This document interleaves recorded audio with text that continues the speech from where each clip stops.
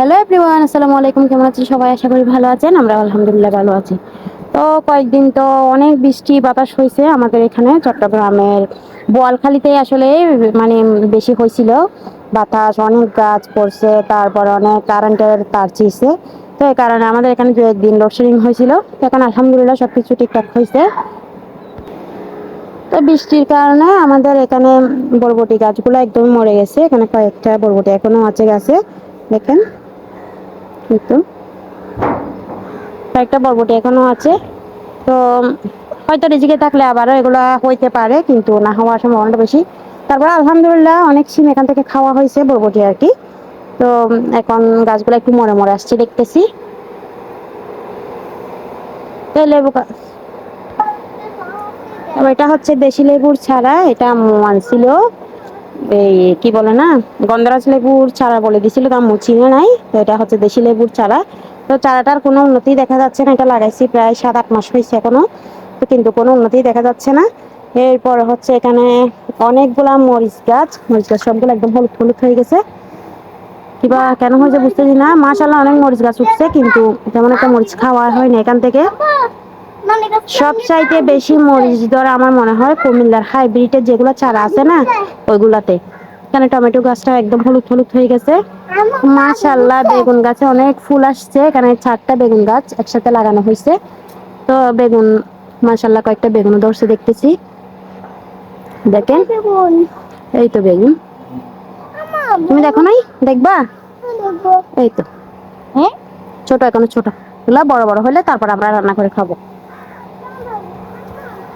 এখানেও দেখতেছি অনেকগুলো ফুল আসছে। 4টা গাছ একসাথে লাগানো হয়েছে। তো এই পাশের এটাতে এখনো আসে না দেখতেছি ফুল, বাদ বাকি আর 3টাতে আসছে দেখতেছি। তো এই মারিচ শাকটাও কি বলে, মারিচের ডাটা আর কি। এগুলা বিলের থেকে মাটি আনছিলাম আমরা, মাটির সাথে করে কয়েকটা বীজ আসছিল হয়তো। এখান থেকে মোটা মোটা 2টা মারিচ হয়েছে। তো এখান থেকে একটা কাটছি, একটা কেটে খাওয়া হয়েছে, আর একটা আছে, এটাও মাশাআল্লাহ অনেক মোটা হয়েছে দেখতেছি। ওটা বীজের জন্য রাখছি, এটা থেকে বীজ করবো, তাই এটা এখন কাটতেছি না। কি পারবে তুমি? এগুলো হচ্ছে পুদিনা, অনেক পুদিনা খাইছি আমরা রমজান নিয়ে, এখনো মাশাআল্লাহ আরো অনেক পুদিনা আছে। পুদিনাটা কিন্তু আমার অনেক বেশি পছন্দের, পুদিনার চা। তারপরে হচ্ছে এ কি বল না, ওই বুটের সাথে পুদিনা দিয়ে খেতে অনেক ভালো লাগে। এরপরে হচ্ছে এখানে থানকুনি পাতা একবার তুলে খাইছি এখান থেকে, মাশাআল্লাহ আবার হয়েছে, কিন্তু একটু পাতাগুলো হলুদ হলুদ হচ্ছে, এগুলো একটু ক্লিয়ার করে দিতে হবে সবগুলা। পুঁইশাক থেকে কয়েকদিন আগে শাক খাইছি, তাই পুঁইশাক দেখা যাচ্ছে না, কমে গেছে। কয়েকদিন আগে শাক করে খেয়ে নিছি আমি এখান থেকে। তো সব চাইতে ছাদের যে জায়গাটা আমার অনেক বেশি পছন্দের, সেটা হচ্ছে মরিচ চারাগুলা। এত বেশি পছন্দের আমার কি বলবো।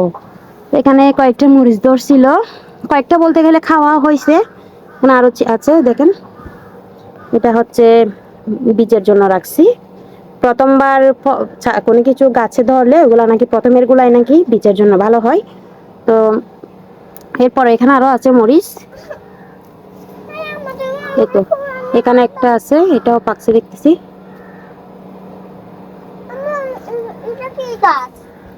গাছগুলো একটু ঝিমিয়ে ঝিমিয়ে আসতেছে, কেন জানি না। একে একটু পানি দিতে হবে ভালো করে।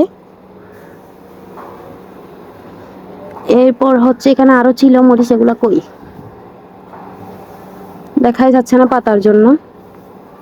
এখানে আরো কয়েকটা দেখছিলাম, এই তো এখানে এগুলো কেন ছোট ছোট।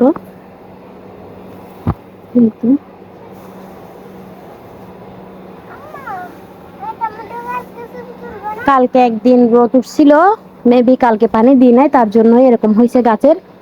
কালকেই শুধু দেয়া হয় না পানি, আর এতদিন তো বৃষ্টি পড়ছে, যার কারণে পানি দিই নাই। কেন এটাও একটু হলুদ হলুদ হয়ে আসছে। টমেটো গাছগুলো একদম শেষের দিকে মরে যাচ্ছে। এখান থেকে টমেটো মশলা অনেক খাওয়া হয়েছিল, একটা একটু লাল হয়ে থাকছে দেখতেছি, নিয়ে নিতে হবে। তারপর এদিকে আরো একটা টমেটো গাছ আছে, কোনো দু একটা আছে দেখতেছি। তো এগুলা হচ্ছে কাঁচা মরিচের চারা, এই 3টা চারা একসাথে লাগাইছিলাম। তো এখান থেকে মরিচগুলা সবগুলা একদম লাল লাল করে নিছি, কারণ মাশাআল্লাহ অনেক মরিচ ধরছে গাছে। রমজানের সময় তো কাঁচা মরিচ এমনিতে সস্তা ছিল, তো আমি কি করছি, রমজানের আগে যখন বাইরে গেছিলাম একসাথে আমি 3 কেজি কাঁচামরিচ নিয়ে আসছিলাম। এগুলো সংরক্ষণ করাও কিভাবে করা হয় এগুলো আমি আপনাদের সাথে ভিডিও শেয়ার করছিলাম। তো এত কাঁচামরিচ তো আর খাওয়া যায় না। দেখা যায় যে জিনিসটার দাম বাড়তে থাকে তখন এটার চাহিদাটা একটু বেশি থাকে। তো যেহেতু বেশি করে নিয়ে আসছিলাম, বাচ্চারা তো তেমন ঝাল খাবে না, তো আমি আর আম্মু খাইছিলাম। আমাকে তো ওইগুলা দিয়ে আমার সারা রমজানটা চলে গেছে। তো আমরা কি করতাম, ইফতারের সময় বুট মুড়ি দিয়ে খাওয়ার জন্য এখান থেকে প্রতিদিন 4টা 5টা করে কাঁচামরিচ নিয়ে যাইতাম। তো এখান থেকে লাল লাল হইতে হইতে অনেকগুলা কাঁচামরিচ, এখানে মাশাল্লাহ অনেকগুলা দেখতেছি মরিচ ধরে আছে। তো অনেকে হয়তো আজকে আমার ভিডিওটা দেখে বলবো না আমি বারবার মাশাল্লাহ মাশাল্লাহ কথাটা কেন বলতেছি, কারণ নিজের কাছে ফল দেখতেছি অনেক বেশি ভালো লাগতেছে, মাশাল্লাহ একটু বলতে মন থেকে আসতেছে, এই আর কি। তো আপনারা মাশাল্লাহ বলবেন, আর ভালো লাগলে একটা লাইক করবেন, একটা কমেন্ট করে জানাবেন আমাদের ছাদটা কেমন লাগছে আপনাদের। তো এখানে আমরাও ধরছে, আমরাগুলো এখন একদম ছোট ছোট, এগুলা বড় হইতে আরো 2-1 মাস সময় লাগবে। দেখেন আগে অনেক আমরা ধরতো, কিন্তু এখন অনেক কমে গেছে। এবার নাকি বৃষ্টি হয় না, যার কারণে ফল একটু কম হয়েছে। কিন্তু অন্যান্য সময় দেখা যায় এই গাছগুলা এত বেশি আমরা ধরে যা বলার বাইরে, খেয়ে আমরা শেষ করতে পারি না। গাছের থেকে পারতে হয় এগুলা পরে, কিন্তু যেগুলো আমাদের ছাদ থেকে পাওয়া যায় আর কি, এগুলা খেয়ে আমরা শেষ করতে পারি না। তো এই ডালটাতে এবার একদমই আমরা ধরে নাই, কিন্তু এই ডালটাতেও মানে না হইলেও 400-500 পর্যন্ত আমরা ধরে, কিন্তু এবার একদমই ধরে নাই। দেখতেছি তো রিজিকে আল্লাহ যা রাখে তাই হবে, এটা নিয়ে মন খারাপ করার কিছুই নাই। তো এদিকে এমনি উপরের গুলাতে ধরছে, একটু হালকা পাতলা হয়েছে আর কি অন্যান্য বারের চাইতে। দেখেন রোদের জন্য একটু কম দেখা যাচ্ছে হয়তো। তো এখানে আরো একটা মরিচ গাছ লাগাইছি আমি, এটা কাজিরহাট থেকে আনছিলাম। এই গাছটা থেকে আমি 3টা মরিচ অলরেডি খাইছি। এই মরিচগুলো আমার এত সুন্দর লাগে কি বলবো।